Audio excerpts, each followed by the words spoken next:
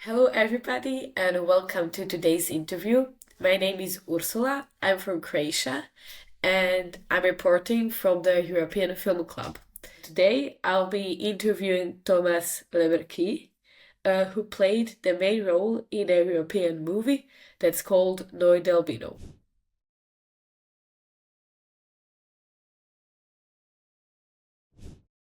So, Thomas, how are you? I'm very good, thank you. I prepared a few questions, so let's get started. So first, very excited to act in a movie that takes place in Iceland and to shoot there, since it's your home country. Yes, it was a wonderful experience. Uh, I had shot one film in Iceland before. This was my second film, but my first film as a leading actor. And it was shot in a very unique and beautiful place in the West Fjords of Iceland, in a very isolated place between snowy mountains. So the landscape plays a very important role in the film, almost like a character on its own. So it helped a lot with the acting because to be in this incredible landscapes and be in the cold because there's an avalanche in the film, so it helped to not having to act to be cold. It was all there. And sometimes in filmmaking you film a lot in studios, but there it was all used all real locations. And it's pretty incredible actually that Dagur he imagined how the house of Noe would be. And then we went to this little town and he found almost identically the house he had imagined, even to the color of the curtains were the same that he had wished for. So, and there's a wallpaper, for example, in the house with palm trees, which is very, uh, fitted the film very well because he's dreaming of going to Hawaii in the film from this cold place in the north of Iceland, westwards, and there were palm trees naturally in the house. We found it like that. It was quite pretty crazy. You said that you make art. What type of art do you make? And like, is it possible to see it somewhere? I put my, artist uh, career a bit to the side because the acting took over. But now recently, during COVID, I wrote a children's book that I'm in the process of getting published now. And so then I started to do art again. And so I did a lot of collages, all the pages, all the illustrations I did myself. So you said that this was the first film that you had the main role. Were you excited about this and were you scared maybe? I remember when Dagur, the filmmaker, called me and offered me the part. And I remember I was living in a basement at that time, and with a pretty low ceiling, but I had always to be careful. But I remember jumping up of joy. I was so like filled with like an incredible feeling of ecstatic joy. So that was my first reaction to getting the role. I remember that. But then on filming, yes, I was extremely scared. Uh, Often very scared, and I didn't sleep much at night, and I was nervous. But then it went all very well, and I remember because I didn't have much experience, and I remember a thing that helped me a lot during the filming was that I started to fixate on continuity because sometimes when you're acting, if your mind takes you in a place, oh, this is not good enough, or watching yourself act, or then you become so self-conscious, it becomes very bad.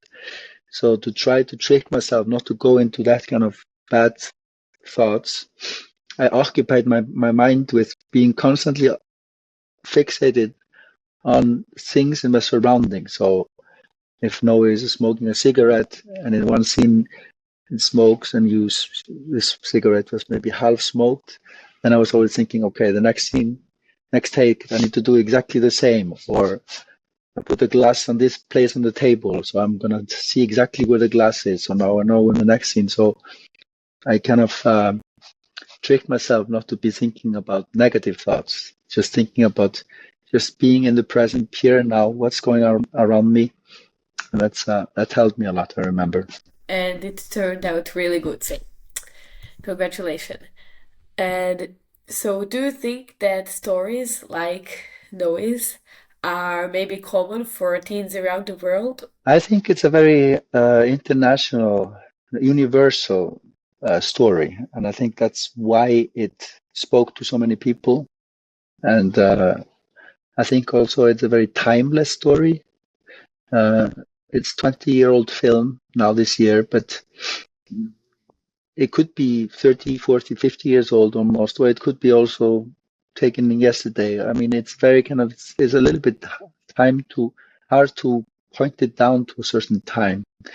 But I think the story is universal. I look at it as a great blessing to have been part of this film, and I think as an actor, you are lucky if you get a few of these films over a career that have this kind of impact on people, because still 20 years later, there are still people coming to me and saying, oh, I moved to Iceland because I saw NÓI ALBINÓI, foreigners, or this touched me so much. I was a kid when I saw this film. When I watched the film, I also saw like it. I thought also that it was really timeless and inspiring and really nice. And also, as you said before, the nature is really beautiful as I saw there. And I thought like, oh, like I want to go to Iceland. Yes, you should. And then it's interesting to see also, like, because this film has many elements in it, and it speaks to different people in a very different way. Some people will see it as an extremely sad film because of the avalanches and the deaths. Other people will see it as a comedy because there are funny things in it. And so it's also like interesting to see that people read it in many different ways as well. Do you have like maybe a European film that was important to you as a teenager? Like my love of cinema started by watching silent films on Super 8 millimeter projected on the wall. My dad was showing me that. And like Charlie Chaplin, Harold Lloyd, Buster Keaton. But these are not European, but this is kind of what I loved very much. And so as a kid and teenager, I would I love Jack Tati, for example, because that's also like in a silent film way, the physicality. I was very attracted to these kind of films as a kid. I mean, you can see a film for its quality as a film, but sometimes it's also the theme of the film that speaks particularly to you because it talks to your own inner wound or your something that is you can relate to, or as a film that marked me a lot as a child that I saw a film that's called L'Incompreso by a filmmaker called Comencini. It's an Italian filmmaker. It's an old film. I think it's made in maybe 67 or something like this.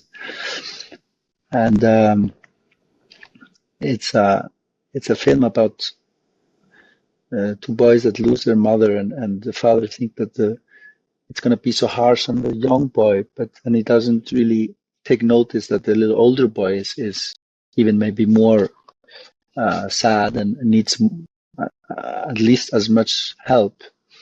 And so he's misunderstood.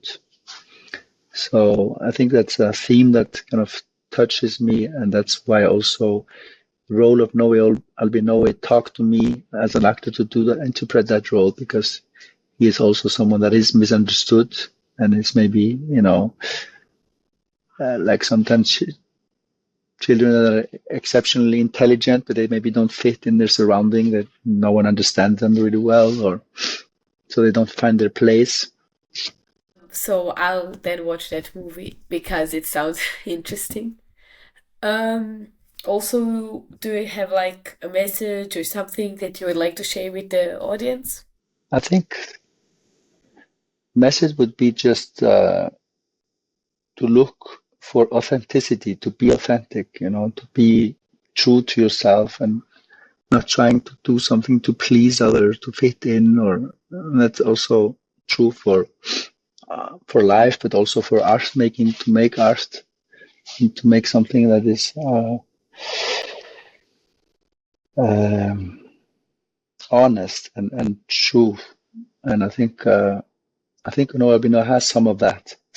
It's some honesty in it, truthfulness, and so that's something that I like to look for. And for me as an actor, that's something.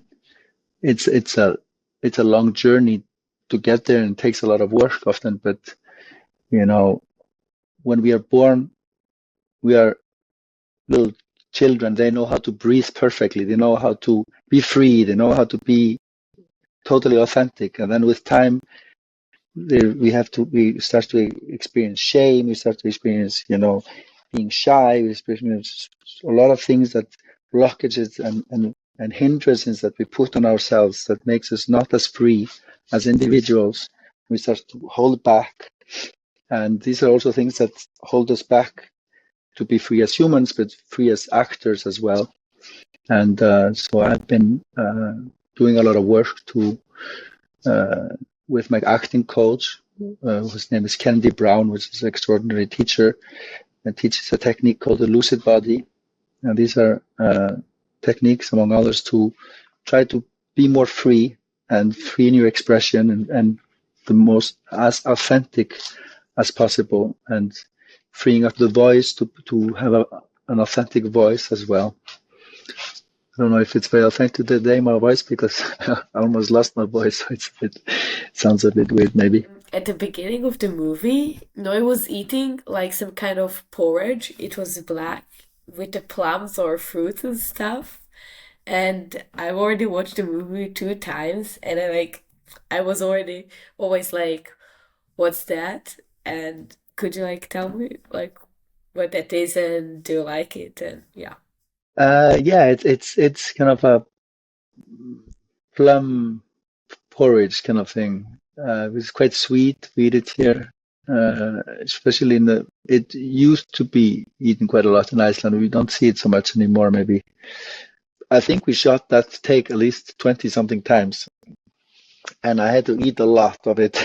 I just remembered at the end, I could not eat anymore. It was just too much, because I had to, there was these stones I would put on the side, and I would line them up, and I would do another take, another take. And so it's a good trick when you have to eat in a film, is to eat as little as you can in each take. So if you have to take many takes, you don't, if you eat a lot in one take and you have to eat every time a lot, it can be complicated. I have a set of quick questions. So, do you prefer cinema or movies at home? Cinema, going to the movies in a theater. Yeah. Okay. Do you prefer beer or wine? Beer. Do maybe like Iceland or France more, since you lived in France for a time? It's like asking the question, do you like your mom or dad more? You don't give an answer to these kind of questions. Yeah, I figured, But I grew up in Iceland, so I feel I'm more Icelandic than I'm French, I would say. So, and I feel very connected to Iceland. But I like France a lot. Do you prefer pizza or pasta? Pasta, maybe. Do you prefer European films or American films? I love European cinema, but there's also a lot of good films coming from America, but and from many other countries too. So I'm interested to see films from all over. Do you think it's important to watch European film, maybe? It's very important. Yeah, it's absolutely very important. It's important to be able to mirror yourself and see films and understand who we are, where we come from. And I think it's very important. Do you prefer winter or summertime? I'm born in August and I'm a Leo, and so summer is my time, but I like winter too a lot. It's the light now in winter, these pastel colors in Iceland are incredible. But the days are short and it's cold, and I like summer when the sun never sets. It's quite magical here in summer too. What was it in the film that touched you the most, or you liked the most, or what was your favorite scene in the film? I liked the whole movie really much, and as I said already, I like the nature and everything. And I think what touched me most in the film is at the end, probably when um, he wanted to go, but then wasn't able to because like the car got stuck in the snow and everything. And my favorite like scene in the movie, I don't know, I liked all of the scenes. They were all like beautiful and the color scheme and everything, but maybe the one like from the beginning where Noe shoots the like ice with the gun. I don't know. It was interesting and like again the colors were nice and the shots were beautiful. So yeah. I'm happy that 20 years later, this film can still have this effect on young people.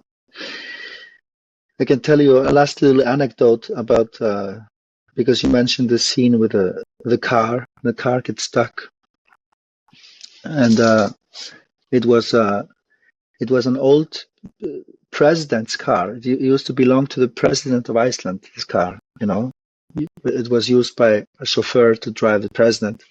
But then it was sold, and someone bought this car, and it happened to be there in the Westfjords, and we got got the opportunity to use this car.